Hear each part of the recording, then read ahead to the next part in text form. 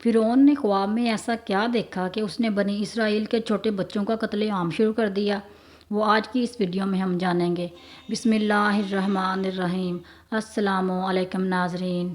ایک رات مصر کے بادشاہ فرعون نے ایک خواب دیکھا کہ شام کی طرف سے ایک آگ آئی ہے اور اس آگ نے تمام تبیتیوں کے گھروں کو جلا ڈالا ہے، جبکہ بنی اسرائیل محفوظ ہیں۔ دہشت کے عالم میں فرعون نے تمام کاہنوں اور نجومیوں کو جمع کر کے اپنا خواب بیان کیا۔ نجومیوں نے اسے بتایا کہ بنی اسرائیل میں ایک بچہ پیدا ہوگا جو فرعون کی بادشاہت کو ختم کر دے گا۔ وہ بچہ کون تھا جس نے فرعون کی بادشاہت ختم کر کے مصر کی تاریخ کو بدلا؟ فرعون خدائی کا دعوے دار تھا اور بڑا ہی ظالم بادشاہ تھا۔ اس نے بنی اسرائیل کو اپنا غلام بنا رکھا تھا۔ حالانکہ حضرت یوسف علیہ السلام کے دور سے بنی اسرائیل وہیں رہا کرتے تھے۔ حضرت یوسف علیہ السلام نے اپنے والد حضرت یعقوب اور اپنے بھائیوں کے لیے زمین کا ایک حصہ اس وقت کے فرعون بادشاہ ریان بن ولید سے حاصل کیا تھا۔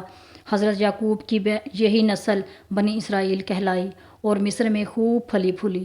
یہ لوگ حضرت یعقوب کے دین کے پیروکار تھے، لہٰذا اس وقت اللہ کے نزدیک یہ سب سے بہترین جماعت تھی۔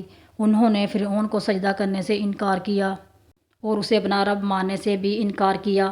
اسی وجہ سے فرعون بادشاہ نے ان پر ظلم و ستم کے پہاڑ توڑنا شروع کر دیے اور ان سے گھٹیا کام کرواتا تھا۔ لہٰذا فرعون نے حکم دیا کہ بنی اسرائیل میں جو بھی لڑکا پیدا ہوگا اس کو قتل کر دیا جائے گا۔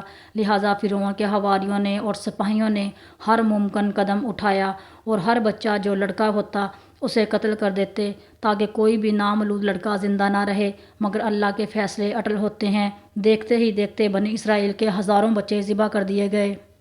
پھر ایک وقت وہ آیا کہ جب تبیتی سرداروں نے فرعون سے کہا کہ اگر بنی اسرائیل کے لڑکوں کا اسی طرح قتل عام ہوتا رہا تو ہمیں آئندہ خدمت گار ملنا مشکل ہو جائے گا، اور پھر ہمارے یہ کمتر، گھٹیا اور غلیظ کام کون کرے گا؟ اس پر فرعون نے کہا کہ 1 سال چھوڑ کر بچے قتل کیے جائیں۔ ان دنوں حضرت موسیٰ علیہ السلام کی والدہ اپنے حمل کے ابتدائی دنوں میں تھیں۔ انہوں نے یہ بات سب سے چھپائی ہوئی تھی۔ جب حضرت موسیٰ علیہ السلام پیدا ہوئے تو چند ایک لوگوں کے علاوہ کسی کو نہ پتہ تھا۔ نجومیوں نے فرعون کو اطلاع دی کہ وہ بچہ پیدا ہو چکا ہے۔ اس پر فرعون بدحواس ہو گیا اور فرعون کے سپاہیوں نے گھر گھر تلاشی لینا شروع کر دی۔ حضرت موسیٰ علیہ السلام کے بھائی حضرت ہارون ساریہ ایمان میں پیدا ہوئے تھے، جبکہ حضرت موسیٰ علیہ السلام قتل والے سال میں پیدا ہوئے تھے۔ حضرت موسیٰ علیہ السلام کے والدین بہت پریشان تھے۔ 3 مہینے تک انہوں نے حضرت موسیٰ علیہ السلام کو چھپا کر رکھا، لیکن پھر ان کے پاس اللہ کا حکم آ گیا، یعنی اللہ نے ان کے دل میں ڈالا کہ اس پر حضرت موسیٰ علیہ السلام کی والدہ نے سوچا کہ ایک صندوق میں ڈال کر اس بچے کو دریائے نیل میں ڈال دیتے ہیں۔ لہٰذا انہوں نے ایسا ہی کیا۔ ایک صندوق لیا اور اس میں حضرت موسیٰ کو بند کیا۔ صندوق تیرتا ہوا محل کے تالاب میں پہنچ گیا۔ حضرت موسیٰ علیہ السلام کی والدہ نے اپنی بیٹی سے کہا، تم دیکھنا کہ یہ صندوق بہتا ہوا کہاں جاتا ہے۔ وہ اپنے بھائی کی نگرانی کرتی رہی۔